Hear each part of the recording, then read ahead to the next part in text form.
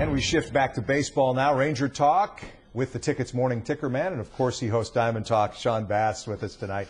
Rangers lose in Kansas City today. Still, this team has gotten to the point where even when they lose a game, it's sort of impressively. They made a run, and then one bad pitch got them in the end. But they've been on a great run. We're going to talk about some specific guys in just a minute.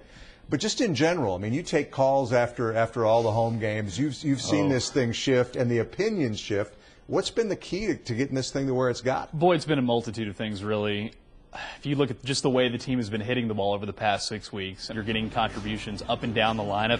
I know we're going to get to Joey Gallo in a bit, but having Prince Fielder be one of the top hitters in baseball, having Adrian Beltre, who's on the DL right now, really pick it up. You add Josh Hamilton, and it's all the auxiliary parts. It's Delino DeShields, it's Hanser Alberto.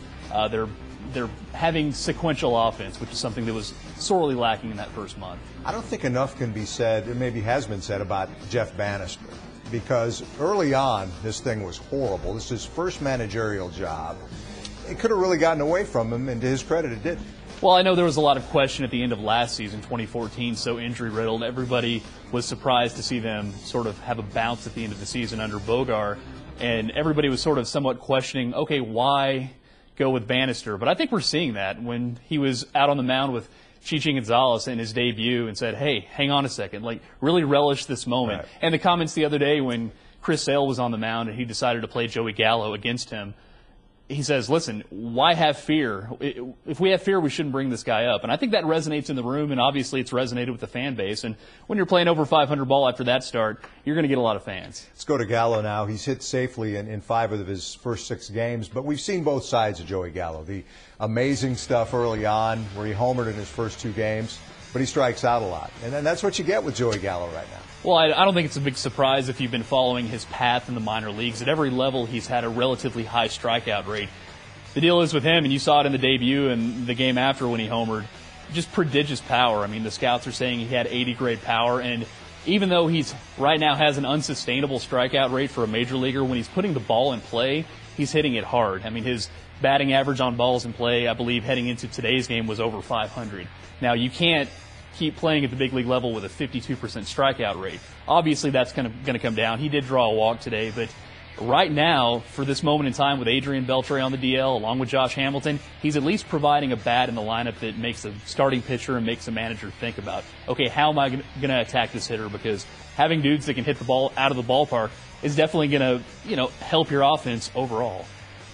I watched him take batting practice before the first game at Globe Life, and he was hitting that, but before he really got his timing down, he was hitting that ball higher than anybody I'd ever seen. You could just tell the bat speed is unbelievable. Then he finally hit one in batting practice in the upper deck, and it just about took a security guard's head off because it was so high. He had no reason to expect it. So he's going to hit some homers that people are going to be talking about. Yeah, Jesse the usher needs to watch out. He needs to watch his back out of the ballpark. Yeah, the Rangers, from a pitching standpoint, it's been remarkable too here for a while in the rotation anyway.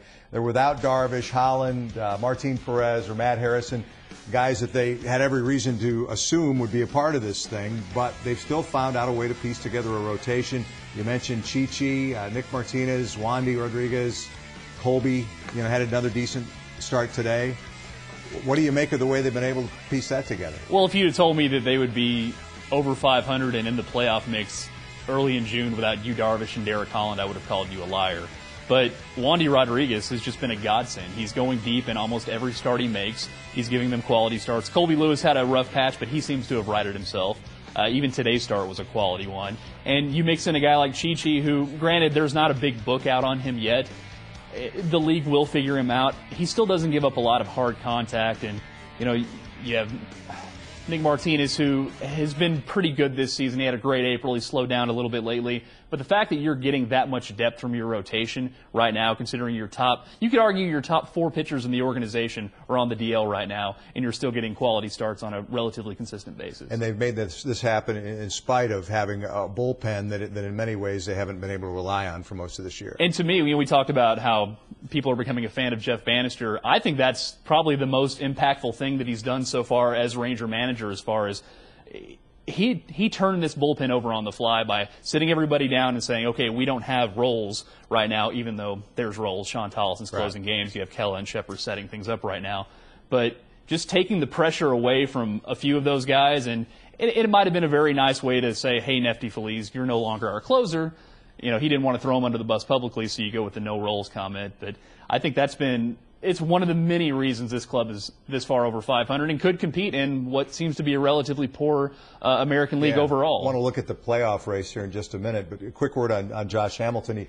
He briefly returned, obviously, to the Rangers, and it was a week ago that he hit that walk-off double and hurt the hamstring, and now he's out for a while. Just always such a complicated discussion when you talk about Josh Hamilton, but for a minute there, it was pretty good, but it's always something with Josh. Well, it's always something, and you know he's 34 years old, and because of his past, it's a hard 34. And even when he was here and playing at an MVP-type level, there was times he would go on the DL, and now you add 3-4 years to that body. It was almost assumed that he would probably land on the DL at some point. Now, they sort of slow-played it. We thought it was going to be a hamstring where he might miss a couple games, maybe even a week. Then you find out it's a month. And then you start thinking, okay, well, everybody got really excited and we started feeling good about what he is at this point in his career. And at that dollar value, you're getting value even if he comes back and is somewhat productive. But the outfield situation just seems to be in flux. And to Bannister's credit, he's mixed and matched and done everything he could. And having a guy like Delino DeShields sort of emerge and become an everyday option has been sort of a godsend. Yeah, DeShields has been an amazing story. You don't take calls on the ticket very often, but you guys do on the post-game show. Mm-hmm. What was the tone of the callers when the news of Josh returning happened, and then what he was able to do briefly in his return? I think within the fan base, obviously, there's still some lingering distaste for how he left here, saying this isn't a baseball town, this and that. But at the end of the day, I think everybody wants a productive player, somebody that can make this club better. And the fact that, and we've had this debate on the air, I think because they got him pennies on the dollar, that made it a lot easier for fans to put their hands together and say, okay, we're going to put our arms around you, we're going to embrace you.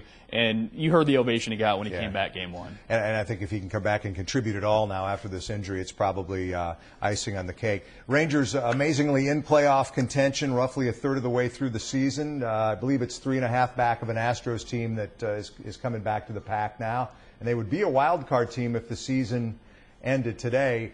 You referenced this just a minute ago, and I heard you say it to Norm on the air, talked about the fact that you had posed to him the question, who's the great team in the American League right now? And that's encouraging from a Ranger standpoint because it doesn't look like there is one. It doesn't really look like there is when you see the standings there. Minnesota, what they're doing offensively isn't sustainable. You would imagine they would regress. Houston has sort of tapered off lately. They've lost 4 straight. And the team that Texas played today, Kansas City, they have the bullpen, and I think they have the offense. It's an offense that puts the ball in play. They have a lot of speed. You saw what they did last October. You feel like they're going to be there at the end of the year. Detroit, who just had a bad losing streak that they just ended, they've won a few games. You feel like they might be there at the end of the year. But everybody else, I mean, nobody in the American League East seems really good. This division, you have both L.A. and Seattle underachieving, and now Houston sort of falling back to the pack. It's wide open, and it could make a very promising summer for the fans that head out to the stadium.